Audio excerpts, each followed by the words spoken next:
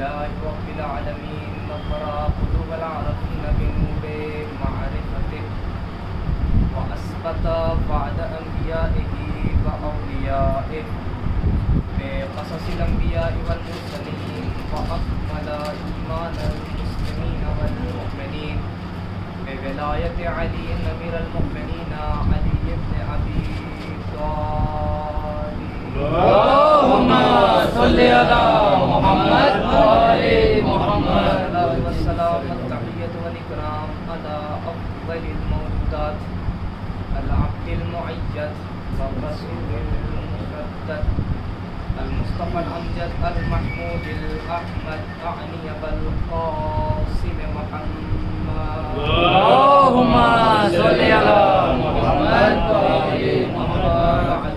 فقد قال الله تبارك وتعالى في محكم كتابه الكريم وهو أصدق الصادقين وقوله الحق.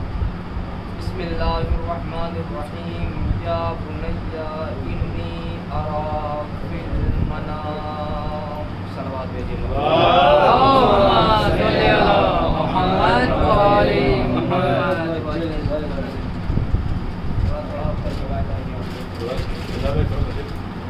صلوات بھیجیے. اللهم صل على محمد وآل محمد. کرم حضرات چار معصومین علیہ الصلوۃ والسلام کا اور خصوصی صدقہ ہے شہزاد یہ کونین مادر حسنین بنت جناب رسول الثقلین صدیقہ طاہرہ راضیہ مرضیہ بتول عذرا حور انسیہ حضرت فاطمہ زہرا سلام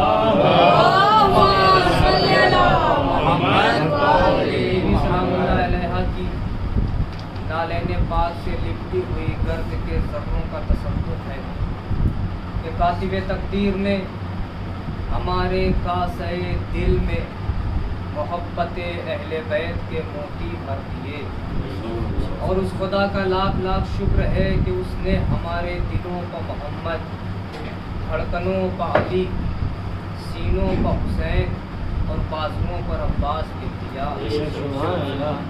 اس خدا کا لاکھ لاکھ شکر ہے کہ اس نے ہمیں فرش عزا پہ بٹھا کر انبیاء کے پہلو میں بیٹھنے کا شرف عطا فرمایا. میں نے جس فقرات نورانیہ اور کلمات ربانیہ کی تلاوت کرنے کا شرف حاصل کیا اس کا تعلق ایک خواب سے ہے. اس کا تعلق ایک خواب سے ہے اور خواب ایک ایسا لفظ ہے کہ جو دنیا میں آنے سے شروع ہوتا ہے اور آخری سانس تک اس کا سلسلہ جاری و ساری رہتا ہے. عالم اسلام میں کسی بھی مکتب فکر سے تعلق رکھنے والا کلمہ گو ہو کوئی یہ نہیں کہہ سکتا کہ اس کی آنکھوں میں کوئی خواب نہیں آتا. وہ یہ نہیں کہہ سکتا کہ وہ کوئی خواب نہیں دیکھتا. اور مسلمانوں کے تو کیا ہی کہنے، یہ تو چلتے پھرتے خواب دیکھتے ہیں. عالم اسلام میں کسی بھی اور کمال یہ ہے کہ تذکرہ خواب کسی کتاب منسوخ میں نہیں ہے بلکہ کتاب ناسخ میں ہے. ایک ایسی کتاب جسے قیامت تک باقی رہنا ہے. ایک ایسی کتاب جسے قیامت تک باقی رہنا ہے. تو عالم اسلام میں کسی بھی مکتب فکر سے تعلق رکھنے والا کلمہ گو ہو اس کا یہ عقیدہ ہے، یہ ایمان ہے، یہ ایقان ہے. نظریہ نہیں، چونکہ نظریہ بدل جاتا ہے اس لیے کہہ رہا ہوں ایمان ہے، ایقان ہے، عقیدہ ہے. صلوات میں جمع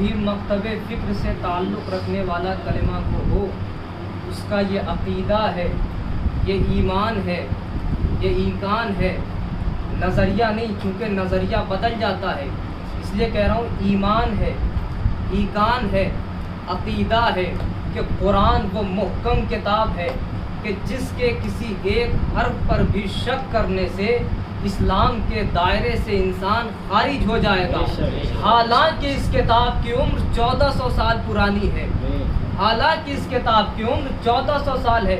بھئی یہ کلام میں نے لکھا، ایک کلام آپ میں سے کسی صاحب نے لکھا، آپ نے سنا، سن کے دوسرے دن پڑھا، مگر سن کے پڑھنے میں کہیں نہ کہیں تبدیلی آ گئی، کہیں نہ کہیں لفظ گھٹ گیا، کہیں نہ کہیں شعر ناموضوع ہو گیا، کہیں نہ کہیں شعر بڑھ گیا، جبکہ آج سنا ہے کل پڑھ رہے ہیں، تو جب آج سنا جانے والا کل پڑھا جائے اس میں تبدیلی ہو جاتی ہے، تو قرآن تو 1400 سال پرانی کتاب ہے، اس میں تبدیلی کیوں نہ ہوئی، اس میں کوئی بدلاؤ کیوں نہ آیا؟ سبب کیا ہے کہ قرآن ویسا ہی ہے جیسا نازل ہوا تھا، اس میں کوئی تبدیلی کیوں نہ آئی؟ کوئی تو وجہ ہوگی، کوئی تو سبب ہوگا۔ سبب ہے کیونکہ پیغمبر نے ارشاد فرمایا علی مع القرآن والقرآن مع علی، علی مع القرآن والقرآن مع علی، علی قرآن کے ساتھ ہے اور قرآن علی کے ساتھ ہے۔ میں مفتی گنج سے چلا، آپ کے محلے میں آیا، آپ کے دیکھتے ہوئے، میں آپ کا مہمان ہوں، آپ کے دیکھتے ہوئے یہ جو میں شیروانی پہنے ہوں، نہ اس میں کوئی کچھ گھٹا سکتا ہے نہ کوئی کچھ بڑھا سکتا ہے، حالانکہ آپ مختار کل نہیں، حالانکہ آپ قادر مطلق نہیں، مگر آپ جیسے جس کے ساتھ ہوں اس میں تو کوئی کچھ گھٹا بڑھا نہیں سکتا۔ تو جس قرآن کے ساتھ علی ہو، جس قرآن کے ساتھ علی ہو، بھائی قرآن کوئی لاوارث پراپرٹی تھوڑی ہے، علی ہے قرآن کے ساتھ صاحب ذوالفقار، اور جب تک علی قرآن کے ساتھ ہیں کھٹ تو جاؤ گے، گھٹا نہیں پاؤ گے۔ جب تک علی قرآن کے ساتھ ہیں کھٹ تو جاؤ گے مگر گھٹا نہیں پاؤ گے۔ 14 صدیوں سے بنی امیہ، بنو عباس، ترک و تاتار، خزانے کھول دیے گئے، سرمایے لٹائے گئے، قلم خریدے گئے، دماغوں پر حکومت کی گئی، علی کے فضائل گھٹاؤ، علی کے فضائل گھٹاؤ، علی کے فضائل گھٹاؤ، مگر بات یہ ہے جس طرح علی کے ہوتے ہوئے قرآن کو نہیں گھٹا سکتے، اسی طرح قرآن کے ہوتے ہوئے علی کو نہیں گھٹا سکتے۔ صلوات بھیجے پر حیدری حیدری، آواز بلند نعرے صلوات۔ جس طرح علی کے ہوتے ہوئے قرآن کو نہیں گھٹا سکتے، اسی طرح قرآن کے ہوتے ہوئے علی کو نہیں گھٹا سکتے۔ اللہ نے دین میں جبر نہیں رکھا، اب میں ایک بات کہہ رہا ہوں اس پہ توجہ کریے گا، اللہ نے دین میں جبر نہیں رکھا، مگر علی مرتضیٰ کے لیے جبر مشیت ہے۔ اگر تم نے علی کا کلمہ پڑھ لیا، علی مرتضیٰ کے لیے اللہ نے جبر رکھا دین میں، کہا کہ میں جانتا ہوں کہ تم میرے علی کے قصیدے کھل کے نہیں پڑھو گے، کیوں؟ جلتے ہو، جلتے ہو۔ ہم قرآن کے بطن میں رکھیں گے علی کو، ہم قرآن کے بطن میں رکھیں گے علی کو، تاکہ تم قرآن پڑھتے جاؤ، آیتیں علی علی کرتی جاؤ۔ قرآن کے بطن میں رکھیں گے ہم علی کو۔ ہم پر الزام لگانے والوں، ہم میں اور تم میں بس اتنا فرق ہے، تم چھپ چھپ کے علی علی کرتے ہو، ہم کھل کھل کے علی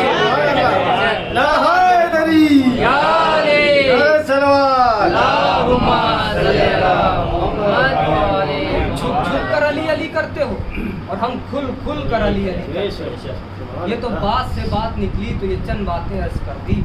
تو خواب، ساری کائنات خواب دیکھتی ہے، تو یہ خواب ہے کیا؟ خواب ہے کیا؟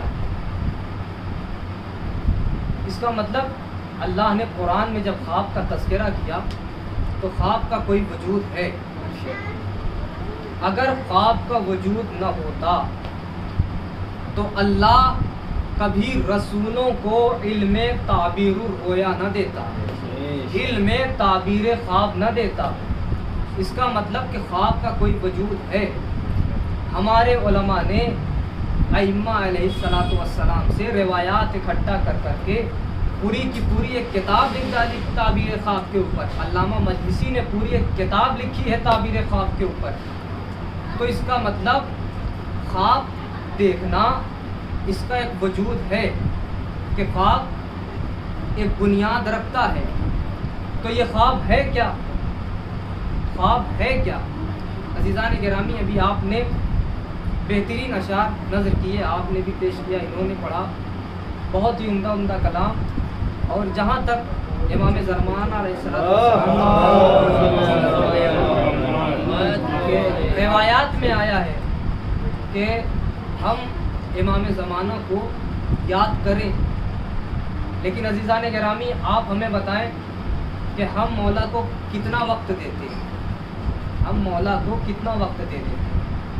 کہا گیا ہے کہ تم اگر ہفتے میں کسی دن نہیں یاد کر سکتے تو کم از کم شب جمعہ تم مولا کو ضرور یاد کرو، اور جمعے کے دن مولا کو ضرور یاد کرو۔ لیکن عزیزان گرامی آپ بتائیے کہ ہم مولا کو کیا وقت دیتے ہیں؟ زیارت پڑھی، زیارت پڑھ کے چلے گئے، ہم بھی انتظار کر رہے ہیں۔ عزیزان گرامی دیکھیے، انتظار کی دو قسمیں ہیں۔ ہم انتظار کر رہے ہیں کہ ہم اپنے آپ کو اس قابل بنائیں کہ جب امام آئیں تو ہم انہیں اپنا چہرہ دکھا سکیں۔ مولا بھی انتظار کر رہے ہیں کہ قابل صلبوں کے مومن نکل آئیں تاکہ ہم میرا ظہور ہو سکے۔ زیارت پڑھی ہم نے، نماز میں آئے، زیارت پڑھی، زیارت پڑھ کے چلے گئے۔ انتظار کرنے کا یہ مطلب نہیں ہے۔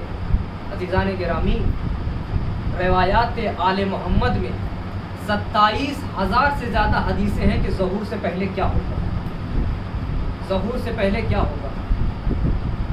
اور انہی روایتوں میں سے ہے کہ جب ایسا زمانہ آ جائے گا، مولا کائنات بیان کر رہے ہیں کہ دیکھو جب ظہور امام قریب رہے گا تو بارشیں رک جائیں گی، بارشیں رک جایا کریں گی، اور اس زمانے میں لوگ حج پہ نہیں جائیں گے۔ فرمایا زائر جائے گا تفریح کے لیے جائے گا، مان کے کھانے کے لیے جائے گا۔ اگر یہ ہم اور آپ بیان کرتے تو ہو سکتا تھا کہ یہ جھوٹ ہوتا، لیکن یہ کوئی اور نہیں بیان کر رہا ہے، وہ بیان کر رہا ہے جو نون والقلم ہے، علی دین کا علم ہے، علی راہ یکا قدم ہے، علی صراط مستقیم ہے، علی قلب سلیم ہے، علی باد نسیم ہے، علی اسلام کا تن ہے، علی شافع زمن، علی علم کی کرن، علی تاجدار حلتا، علی مسیریوں کا خدا۔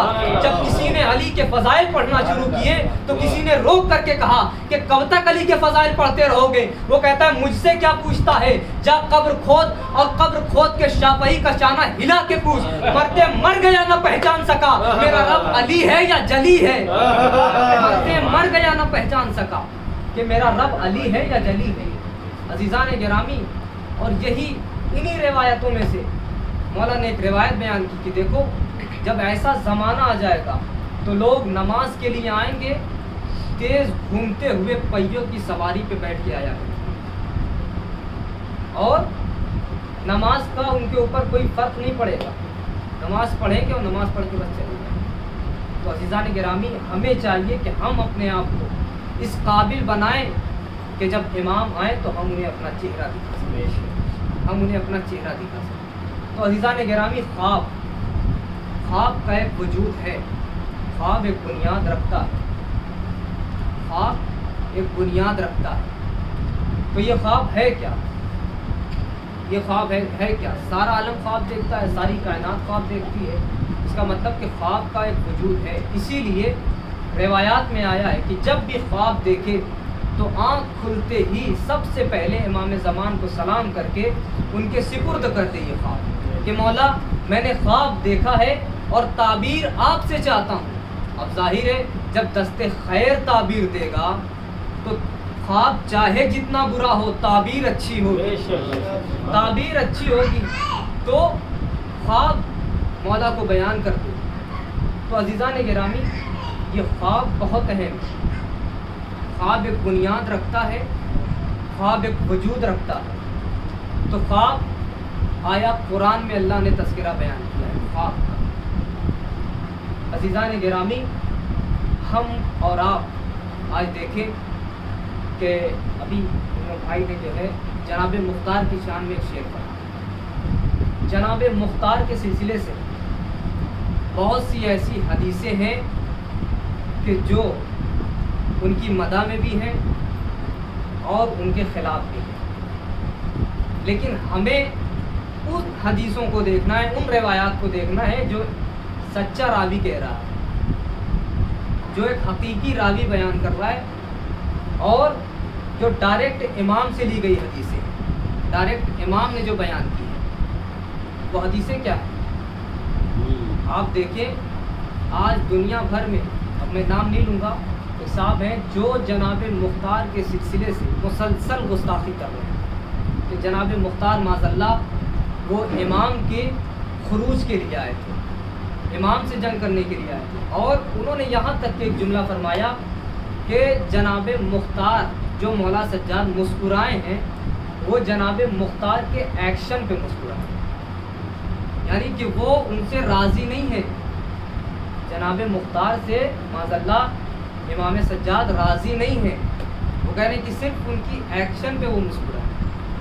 عزیزان گرامی، ان سب حدیثوں کو اور ان سب چیزوں کو آپ سنیے مگر اس کو ہٹا دیجیے، اس لیے کہ امام کیا کہہ رہے ہیں وہ دیکھیے. آپ امام کیا کہہ رہے ہیں، آپ جب انشاءاللہ جائیں گے اور مولا چاہے تو آپ جلد از جلد نجف اشرف کی زیارت کریں مولا کے حرم میں، اس کے بعد ہی جناب مختار کا روضہ.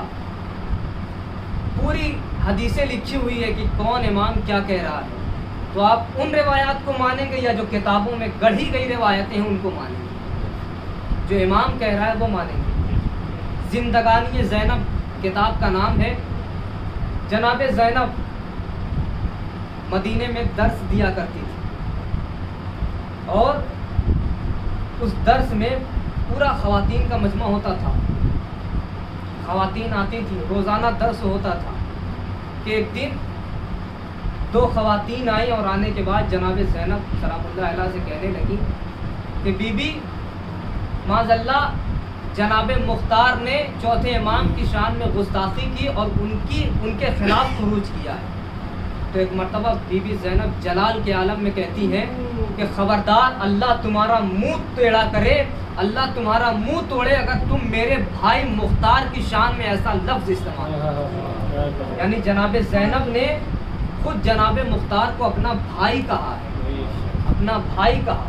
تو ہم اس مختار کے لیے ایسا لفظ کیسے برداشت کر سکتے ہیں؟ تو عزیزان گرامی، ہمیں چاہیے کہ ہم روایات کو دیکھیں اور اسے پرکھیں، پڑھیں، تب جا کر کے ہم کہیں فیصلہ لیں کہ آیا یہ روایت صحیح ہے یا نہیں.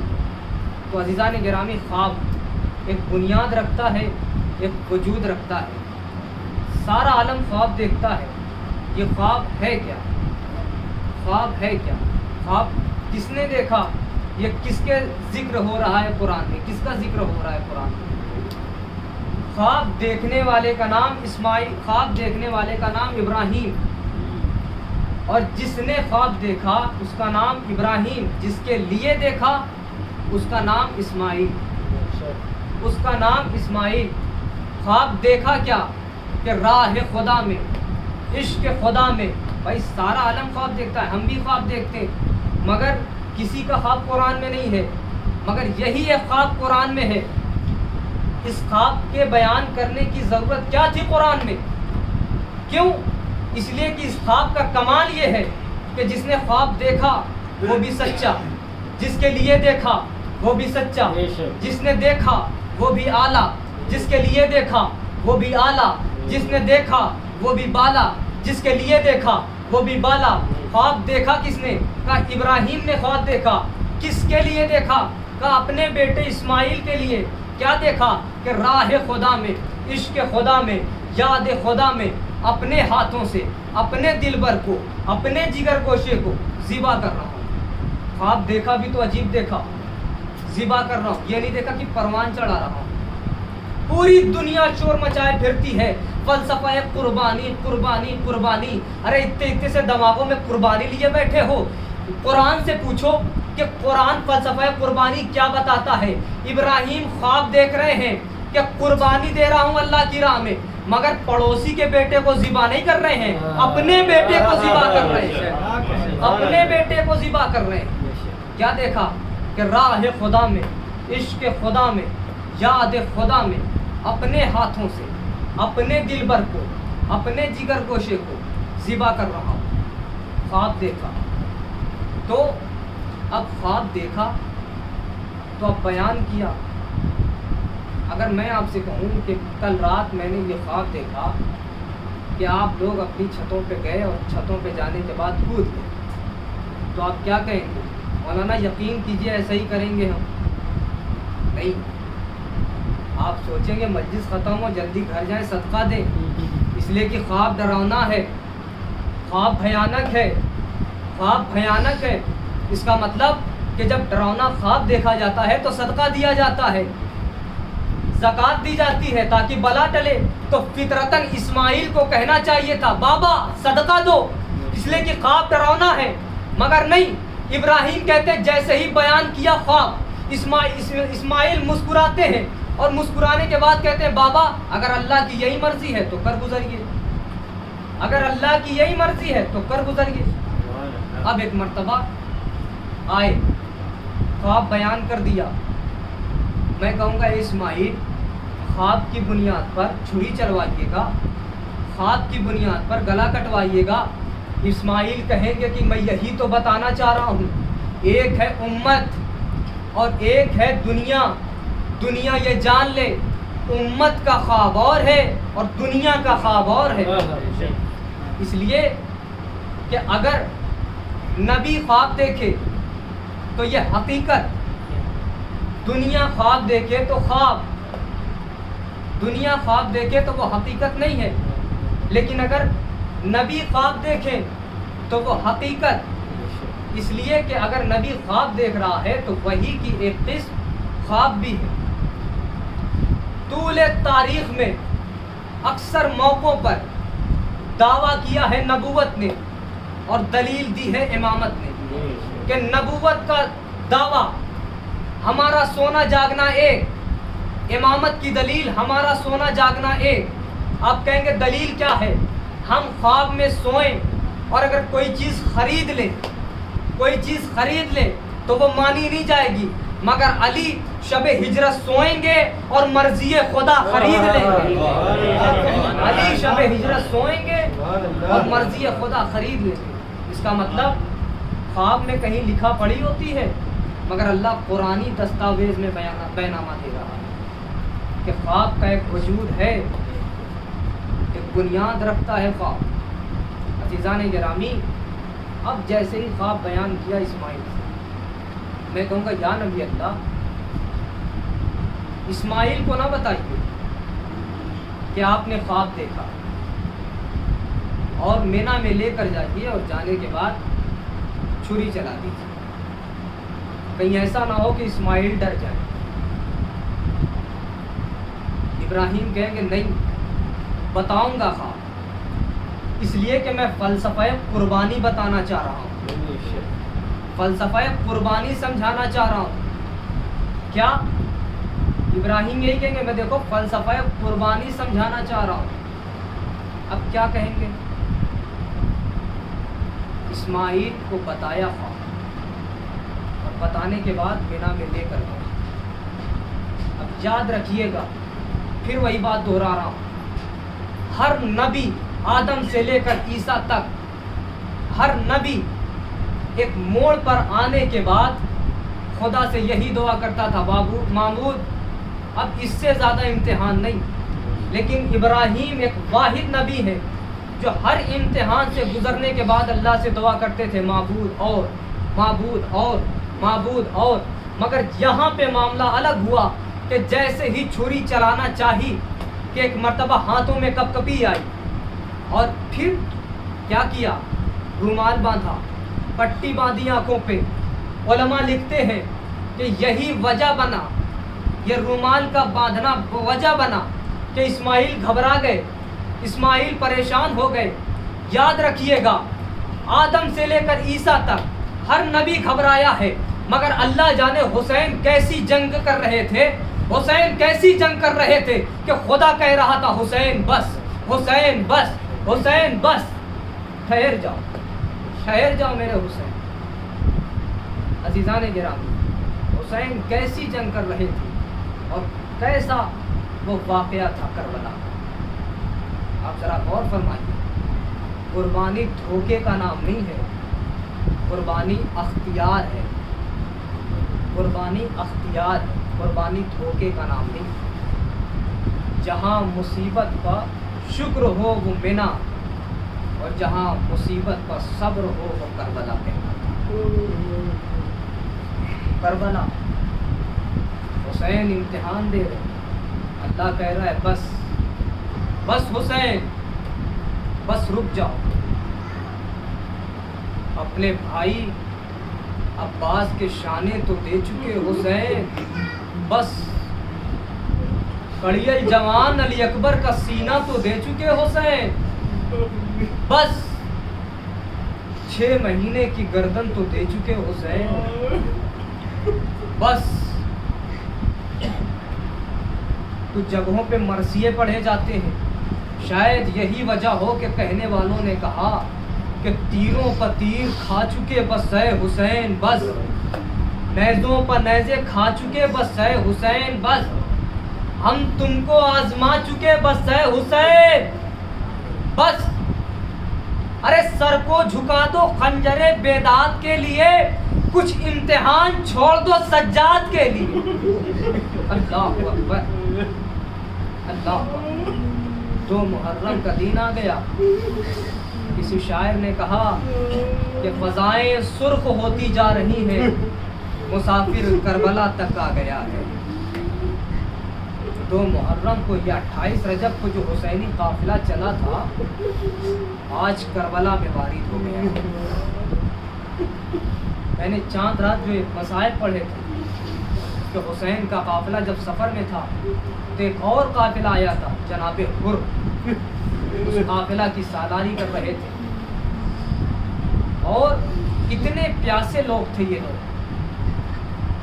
کہ روایت میں ہے کہ ایک شخص کہتا ہے کہ میں بہت پیاسا تھا، میں بہت پیاسا تھا، اور میں نے دیکھا کہ سب اپنے اپنے دوستوں کو پانی پلا رہے ہیں، مگر مجھے کوئی پانی نہیں دے رہا ہے، کہ اتنے میں حسین اپنے ذوالجناح سے اترتے ہیں، اور اترنے کے بعد اس شخص کو پانی پلاتے ہیں۔ میں کہوں گا اے مولا، ارے یہی وہ شخص ہے جب آپ 6 مہینے علی اصغر کو لیے ہوئے پانی کے طلبگار ہوں گے تو یہی شخص کہہ رہا ہوگا اے حسین اگر ساری دنیا پانی پانی ہو جائے تو تمہیں ایک گھونٹ پانی نہ دیں گے۔ اللہ اکبر، مگر حسین اپنے دشمن کو بھی پانی پلا رہے ہیں۔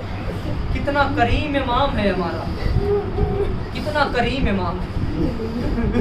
اللہ اکبر۔ ابن زیاد کا خط آیا جناب حر کے پاس کہ حر، حسین کو کوفے لے کر آؤ، حسین کو واپس کوفے لے کر آؤ۔ ایک مرتبہ یہ باتیں گفتگو ہو رہی تھی کہ اتنے میں حر نے حسین کے گھوڑے کی لجام کو پکڑ لیا۔ جیسے ہی لجام پکڑا، اب ایک مرتبہ حسین کو جلال آیا۔ جلال میں آنے کے بعد کہتے ہیں حسین، اے حر تیری یہ مجال کہ تو نے میرے گھوڑے کو روکا۔ حسین، اے حر ایسا نہ کر ورنہ تیری ماں تیرے غم میں مشغول ہو جائے گی، تیرے غم میں مشغول ہو جائے گی۔ اللہ اکبر۔ جیسے یہ جملہ سننا تھا کہ ایک مرتبہ حر کہتے مولا یہ تو آپ فرزند زہرا ہیں کہ میں کوئی جواب نہ دے سکا، لیکن اگر کوئی اور ہوتا تو میں پلٹ کر ضرور جواب دیتا۔ عزاداروں، احترام فاطمہ یہ تھا، حر کے نزدیک یہ فاطمہ کا احترام تھا۔ اور جب کربلا میں حر آئے ہیں، جب کربلا میں حر آئے ہیں اور جب حر مولا کی طرف جانے لگے، مولا کی طرف جب جانے لگے حر، تو ایک مرتبہ پھر آنکھوں پہ پٹی باندھی، آنکھوں پہ پٹی باندھ لی، اور حر کا بیٹا ساتھ ساتھ ہے، حر کا بیٹا ساتھ ساتھ ہے۔ جیسے ہی تھوڑی دور آگے بڑھے تھے کہ ایک مرتبہ حر کے بیٹے نے صدا بلند کی، اللہ اکبر، تکبیر کی آوازیں بلند کی، اللہ اکبر۔ ایک مرتبہ حر کہتے ہیں کیا ہو گیا بیٹا، کیا ہو گیا؟ ایک مرتبہ حر کا بیٹا کہتا ہے بابا عباس دلاور آ رہے ہیں، عباس دلاور استقبال کو آ رہے ہیں۔ پھر ایک مرتبہ صدا بلند کی، اللہ اکبر۔ پھر ایک مرتبہ حر کہتے بیٹا اب کیا ہوا؟ کہا کہ ہم شکل پیغمبر آ رہا ہے، علی اکبر ہمارے استقبال کو آ رہا ہے۔ پھر ایک مرتبہ 3 مرتبہ تکبیر بلند کی، اللہ اکبر اللہ اکبر اللہ اکبر۔ ایک مرتبہ حر پریشان ہو گئے، کہنے لگے اب کیا ہوا؟ کہنے لگے اب کیا ہو گیا؟ کہنے لگے اب خود حسین تشریف لا رہے ہیں، خود ہمارے استقبال کو حسین آ رہے ہیں۔ عزاداروں جیسے حسین قریب آئے، ایک مرتبہ حر کہتے ہیں مولا کوئی بخشش کا سامان ہے کہ نہیں ہے؟ کہا کہ اے حسین اے حر تو کل بھی زندہ باد تھا اور تو اب بھی زندہ باد ہے، اے حر اب تو پریشان نہ ہو اس لیے کہ تو امامت کے خیمے میں آ گیا۔